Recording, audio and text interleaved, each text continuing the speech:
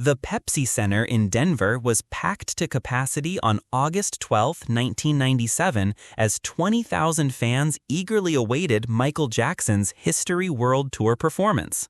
Among the screaming crowd was 28-year-old Dave Patterson, a quirky insurance adjuster from suburban Colorado who had driven 200 miles with a request so unusual, so completely unexpected, that it would soon have the king of pop doubled over with laughter and create one of the most lighthearted moments in concert history.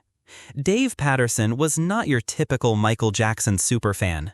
While most of the audience consisted of devoted followers who knew every dance move and could sing every song backward, Dave was there for a very specific and utterly bizarre mission that had nothing to do with music, dancing, or typical fan worship. 3 months earlier, Dave had made what he later described as the stupidest bet of my life with his coworkers at Mountain View Insurance.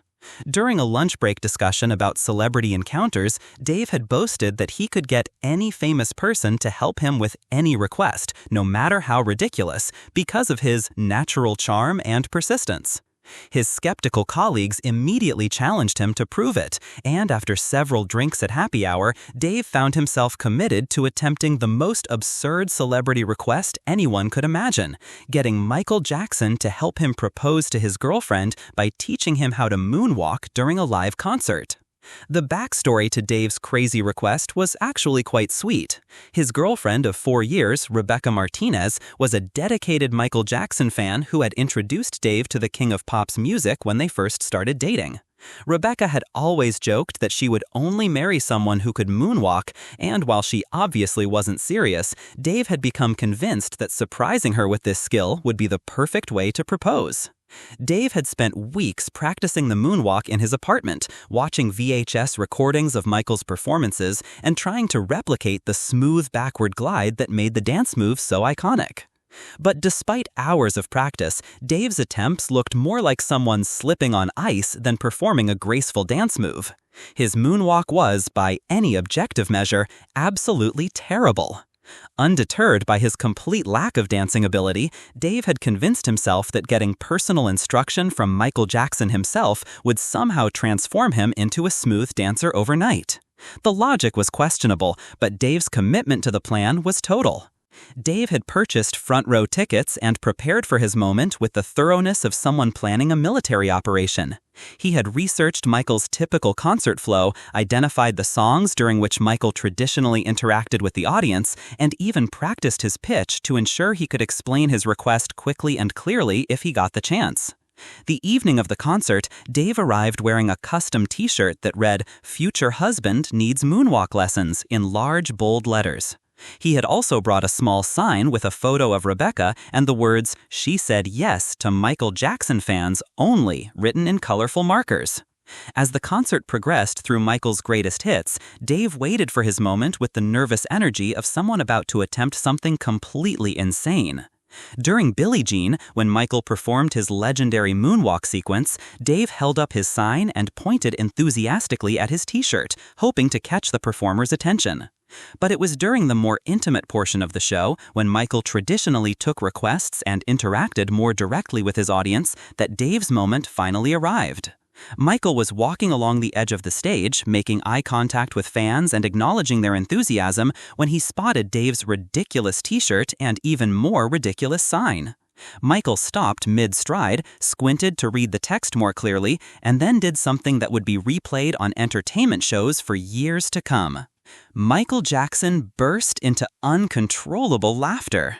Not the polite, professional chuckle that performers usually give to amusing audience members, but genuine, from-the-belly laughter that was so infectious it immediately spread to the fans around Dave and eventually throughout the entire arena.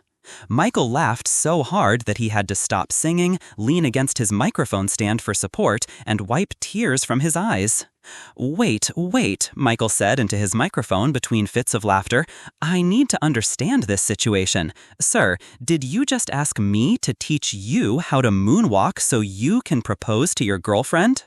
Dave, realizing he had Michael's full attention and 20,000 witnesses to his absurd request, decided to commit completely to the moment.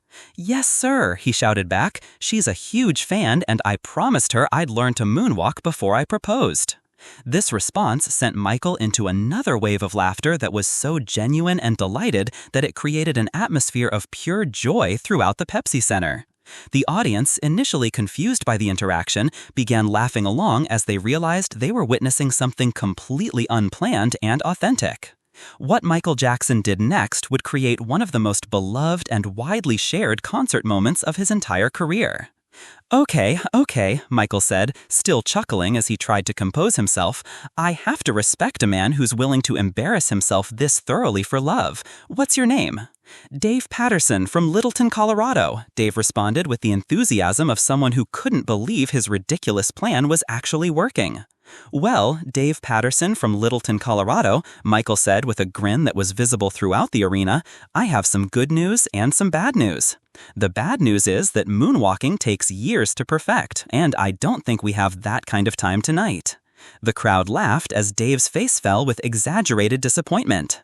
"But the good news," Michael continued, "is that any woman who would date someone brave enough to ask Michael Jackson for dancing lessons in front of 20,000 people is definitely going to say yes to your proposal, moonwalk or no moonwalk." Then, Michael did something that transformed Dave's crazy request into an unforgettable moment of romantic magic. "Dave, call Rebecca right now," Michael commanded. "Call her and put her on speakerphone. If she's the Michael Jackson fan you say she is, I think we can make this proposal happen in a way that's even better than a moonwalk lesson." Dave, stunned by the turn his ridiculous plan had taken, fumbled for his cell phone with shaking hands. The entire Pepsi Center fell silent as 20,000 people waited to see if Dave would actually call his girlfriend from the stage of a Michael Jackson concert. When Rebecca answered the phone, confused by the call and the background noise, Michael Jackson took the phone from Dave's trembling hands and said, "Rebecca, this is Michael Jackson. I'm here at my concert in Denver with your boyfriend Dave, and he has something very important to ask you." The silence that followed was profound as Rebecca tried to process that she was actually talking to her idol while 20,000 people listened to every word of the conversation. Michael handed the phone back to Dave and gestured for him to proceed with his proposal. In front of the largest audience imaginable, with Michael Jackson serving as his wingman and Rebecca still in shock on the other end of the phone, Dave dropped to one knee on the stage of the Pepsi Center. "Rebecca," Dave said into the phone, his voice carrying throughout the arena via Michael's sound system, "I know I can't moonwalk, but I can love you for the rest of my life. Will you marry me?" Rebecca's scream of "yes" was so loud it was audible even through the phone, and the Pepsi Center erupted in cheers that lasted for over 5 minutes. But Michael wasn't finished making Dave's proposal legendary. "Rebecca," Michael said, taking the phone back, "I want you to know that Dave just proved he's willing to do anything for love, including making himself look completely ridiculous in front of 20,000 strangers. That's husband material right there." Then, Michael made an announcement that created one of the most romantic gestures in concert history. "Dave, I can't teach you to moonwalk in 5 minutes, but I can give you something better. Rebecca, your fiancé is about to get a private dance lesson from Michael Jackson, and you're going to hear every second of it." What followed was 5 minutes of Michael Jackson attempting to teach Dave Patterson basic dance moves while 20,000 people cheered them on, and Rebecca listened via speakerphone. Dave's dancing was still terrible, but his enthusiasm was infectious, and Michael's patient instruction and constant encouragement turned the lesson into pure entertainment. The highlight came when Michael finally gave up on teaching Dave the moonwalk and instead taught him a simple spin move that even someone with no coordination could master. When Dave successfully completed the spin without falling over, the crowd cheered as if he had just performed at the Olympics. "Rebecca," Michael said into the phone, "your husband-to-be just learned his first Michael Jackson dance move. He may not be ready for the Apollo, but he's definitely ready for your wedding day."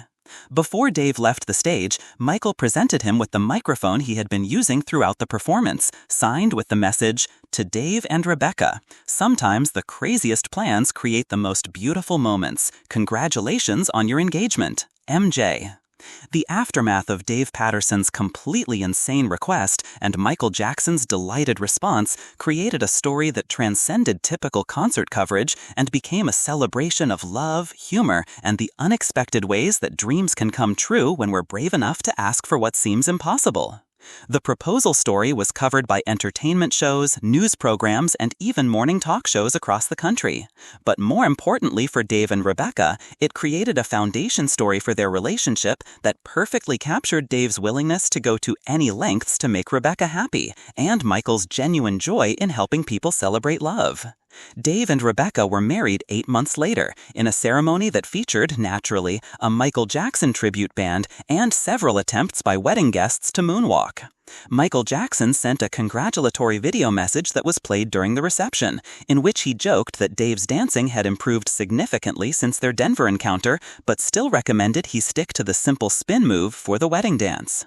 The couple named their first son Michael, born in 2000, and their daughter Grace, born in 2003, after Michael's song Amazing Grace. Both children grew up hearing the story of how their father's terrible dancing and outrageous request had